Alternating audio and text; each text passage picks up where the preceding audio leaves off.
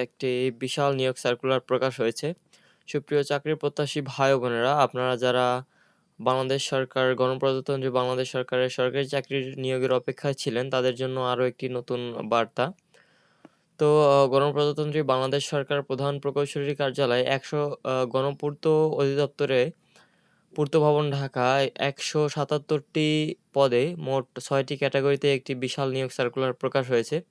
তো এইখানে ১৩ থেকে ২০তম গ্রেডভুক্ত বিভিন্ন পদের জন্য আপনারা আবেদন করতে পারবেন। তো চলুন আবেদনের বিস্তারিত দেখি কি, কি পদে আবেদন করতে পারবেন এবং আপনাদের বেতন গ্রেড কেমন এবং কি, কি শিক্ষাগত যোগ্যতার প্রয়োজন হবে। প্রথম পদটি হচ্ছে স্টেনোগ্রাফার কাম কম্পিউটার অপারেটর। এটার গ্রেড হচ্ছে ১৩, পদসংখ্যা হচ্ছে ৬টি। যোগ্যতা হচ্ছে কোনো স্বীকৃত বিশ্ববিদ্যালয় হইতে যে কোনো বিষয়ে অনন্য দ্বিতীয় শ্রেণী বা সমমানের সিজিপিএতে স্নাতক বা সমমানের ডিগ্রি। কম্পিউটার ব্যবহারের দক্ষতা বাংলা ও ইংরেজি ষাটলিপি প্রতি মিনিটে যথাক্রমে ৫০ ও ৮০ শব্দ এবং কম্পিউটার টাইপের সর্বনিম্ন গতি প্রতি মিনিটে বাংলা ও ইংরেজিতে যথাক্রমে ২৫ ও ৩০ শব্দ এবং জনপ্রশাসন মন্ত্রণালয় বিধি ১ শাখা কর্তৃক ২৪/৯/২০১৯ তারিখে জারিকৃত মন্ত্রণালয় বা বিভাগের সংযুক্ত পরিদপ্তর এবং দপ্তরের কমন পদ নিয়োগ বিধিমালা ২০১৯ এর তফসিল ২ ও ৩ অনুযায়ী পরীক্ষা গ্রহণ করা হবে। বয়স ১৮ থেকে ৩২ বছরের মধ্যে হতে হবে। পরবর্তী পদটি হচ্ছে ইমাম। বেতন গ্রেড হচ্ছে ১৪। এটার পদসংখ্যা হচ্ছে ৩টি।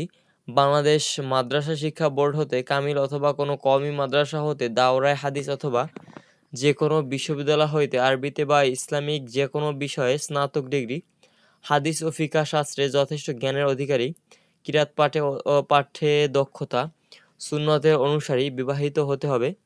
ধর্মীয় এবং সামাজিক বিষয়ে লেখার এবং বলার যোগ্যতা সম্পন্ন প্রার্থীদের অগ্রাধিকার দেওয়া হবে। বয়স ২৫ হতে ৪০ বছরের মধ্যে হতে হবে। এইটার জন্য ইমামের জন্য বয়সটা একটু শিথিলযোগ্য, ২৫ থেকে ৪০ বছর।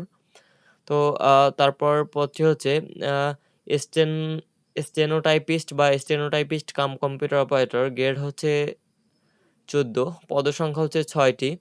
কোনো স্বীকৃত বিশ্ববিদ্যালয় হইতে যেকোনো বিষয়ে অনন্য দ্বিতীয় শ্রেণী বা সমমানের সিজিপিএতে স্নাতক বা সমমানের ডিগ্রি, কম্পিউটার ব্যবহারের দক্ষতা, কম্পিউটার ষাটলিপিতে ৪৫ থেকে ৭০ শব্দ এবং কম্পিউটার টাইপিংয়ে ২৫ থেকে ৩০ শব্দ এবং জনপ্রশাসন মন্ত্রণালয়ের আ বিধি ১ শাখা অনুযায়ী পূর্বের ২০১৯ এর তফসিল ২ ও ৩ অনুযায়ী পরীক্ষা গ্রহণ করা হবে।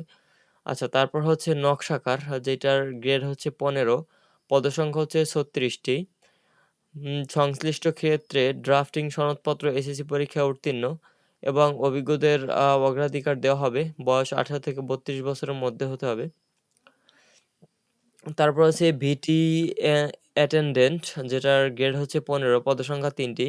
মাধ্যমিক ও উচ্চ মাধ্যমিক শিক্ষা বোর্ড হতে এসএসসি এবং সমমানের পরীক্ষায় উত্তীর্ণ এবং সরকার কর্তৃক ভোকেশনাল ট্রেনিং ইনস্টিটিউট বা টিটিসি হতে ট্রেড ইলেকট্রিশিয়ান কোর্স উত্তীর্ণ এবং বয়স হতে হবে ১৮ থেকে ৩২ বছরের মধ্যে।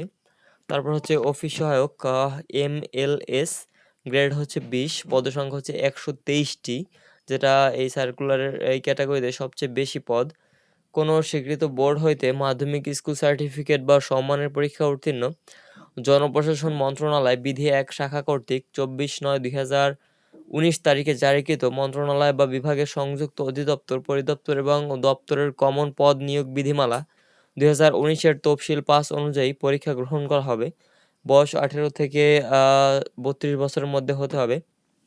তারপর মোট পদ হচ্ছে এখানে ১৭৭টি।